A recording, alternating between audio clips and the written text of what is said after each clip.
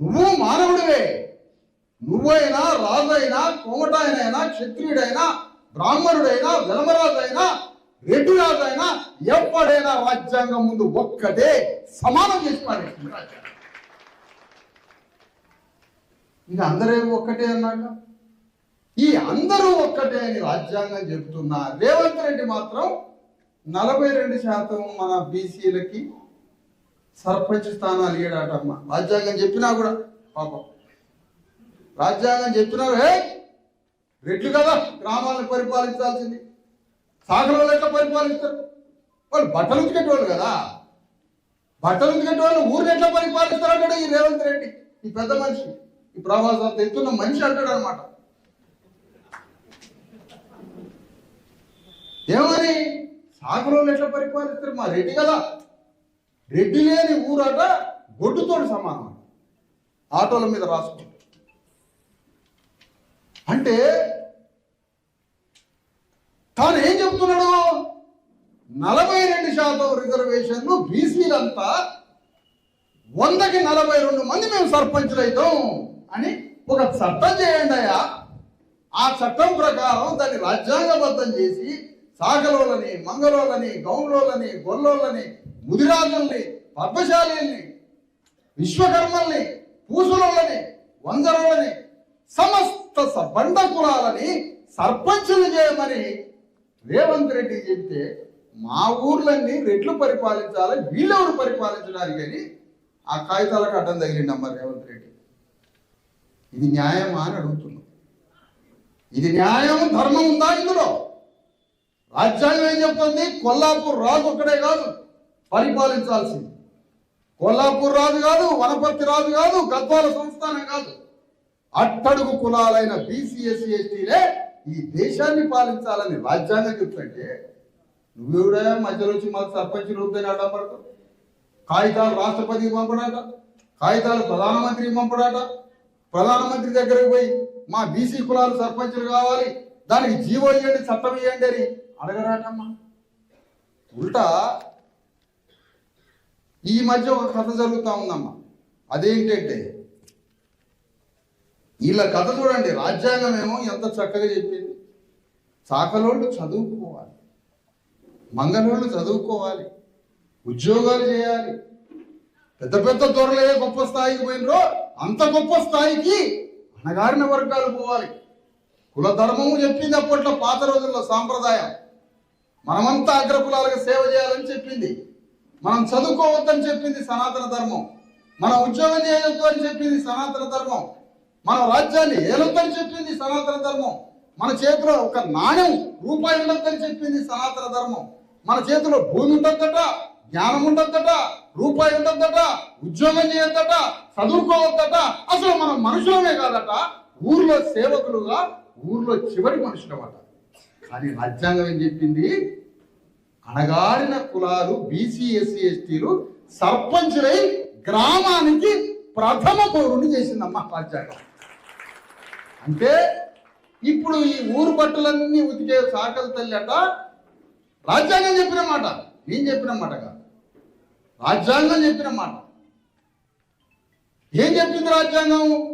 ఇంటింటికి పోయి బట్టలు ఉతికే సాకలి తల్లి సర్పంచ్ అయ్యి ఆ గ్రామానికి మొదటి పౌరురాలు, ఫస్ట్ మ్యాన్ అని చెప్పిందమ్మా. మొదటి పౌరురాలట సర్పంచ్. చివరి చేసింది ఏంటి? కుల వ్యవస్థ చివరిన పెట్టింది. కుల వ్యవస్థ బట్టలు దిగే సాగల తల్లిని, చెప్పులు కుట్టే మాదిగాయన్ని, గౌడ తల్లిని, మొత్తం శూద్ర కులాన్ని ఊరు బయట పెడితే రాజ్యాంగం వచ్చి మొదటి స్థానంలో వచ్చింది. ఈ అద్భుతాన్ని నేను చూడొద్దమ్మా, ఈ ఆశ్చర్యాన్ని నేను చూడొద్దు. కానీ మీ అధికారం మీకు తెలవకుండా నిన్న ఎక్కడో బుగ్గారం అని అడవులలో పడి తిరిగినమ్మా. ఒక సర్పంచ్ అక్కని ఎన్నిసార్లు పిలిచినా తల ఉంచుకొని నవ్వుతా ఉందా పాప. సర్పంచ్ నవ్వుతా ఉంటుంది, అడిగినా నవ్వటం, సిగ్గుపడటం, బిడియపడటం. రెడ్డి దొరసాని అట్లుంటుందా అమ్మ? బొడ్లే కత్తి పెట్టుకున్నాడు చూసి తిట్టివాడు. మనం తలకాయ ఉంచుకొని నవ్వటం. ఏమి ఎందుకు నవ్వాలి? రాజ్యాంగం నీ చేతిలో పెట్టి దేశాన్ని ఏలమని చెప్పుకుంటే ఇంకెక్కడ మనకెక్కడ మా ఇంకా అంత ధైర్యంతో నిలబడాలి కదా మనం.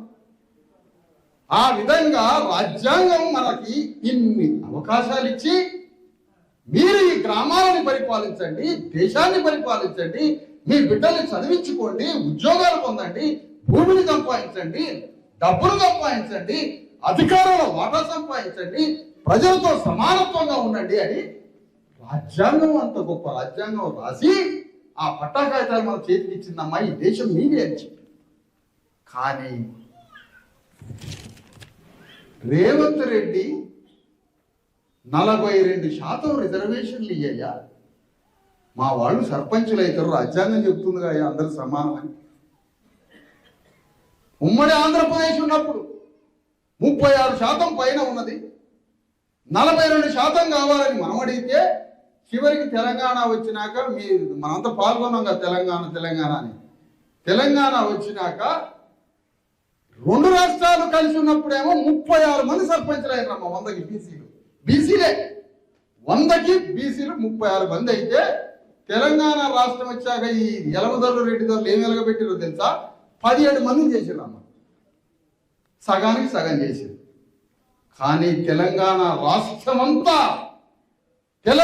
రాష్ట్రమంతా ఒక 4 నెలల సమయం, రాత్రి లేదు పగలు లేదు, ఒక నిప్పు పెట్టి ఆలోచనని నిప్పు పెట్టి అగ్గి పెడితే రాష్ట్రమంతా ఖాళీ 42% రిజర్వేషన్లు నువ్వు ఎందుకు ఇవ్వని ప్రతి కులం వ్యక్తి దగ్గరికి పోయి మాట్లాడడానికి ఐఏఎస్ చిరంజీవి, కలెక్టర్, మాజీ కలెక్టర్ గారు, జస్టిస్ ఈశ్వరయ్య గారు, అన్న బాలరాజు గౌడ్ గారు, నేను నలుగురం కొంతమంది అందరం కలిసి 100 రోజుల నుంచి 4 నెలల నుంచి 5 నెలల నుంచి రాష్ట్రం అంతా కలియ తిరిగితే ఈ రోజు తెలంగాణలో 85% బీసీఎస్ సర్పంచులు. ఆలోచన రెడ్డి గారే పోటీ చేయాలనా? ఆయనకు కొమ్ములు ఉన్నాయా? ఏమున్నాయి ఆయనకి? ఎలమదొర పోటీ చేయాలనా గ్రామంలో సర్పంచ్గా? మాకు హక్కు లేదా? నువ్వు పోటీ చేస్తా, నేను పోటీ చేస్తా. నువ్వు సర్పంచ్గా పోటీ చేస్తా, నేను చేస్తా. ఎక్కడమ్మా? ఎక్కడో జగిత్యాల అవతల సిరికొండ అని గుట్టలమ్మ, పెద్ద గుట్టలు, కొండలు దాటితే గోదావరి దాటగానే అవతల ఆదిలాబాద్ అవతల నాగపూర్, విదర్భ. కొల్లాపూర్ రాజు ఒక్కడే కాదు పరిపాలించాల్సింది, కొల్లాపూర్ రాజు కాదు, వనపర్తి రాజు కాదు, గద్వాల సంస్థానం కాదు, అట్టడుగు కులాలైన బీసీఎస్సీ ఎస్టీలే ఈ దేశాన్ని పాలించాలని రాజ్యాంగం చెప్తుంటే నువ్వెవడా మధ్యలో వచ్చి మాకు సర్పంచులు వద్దని అడ్డపడతావు? కాగితాలు రాష్ట్రపతికి పంపడాట, కాగితాలు ప్రధానమంత్రికి పంపడాట, ప్రధానమంత్రి దగ్గరకు పోయి మా బీసీ కులాలు సర్పంచులు కావాలి, దానికి జీవో ఇవ్వండి, చట్టం ఇవ్వండి అని అడగరాటమ్మా. ఉల్టా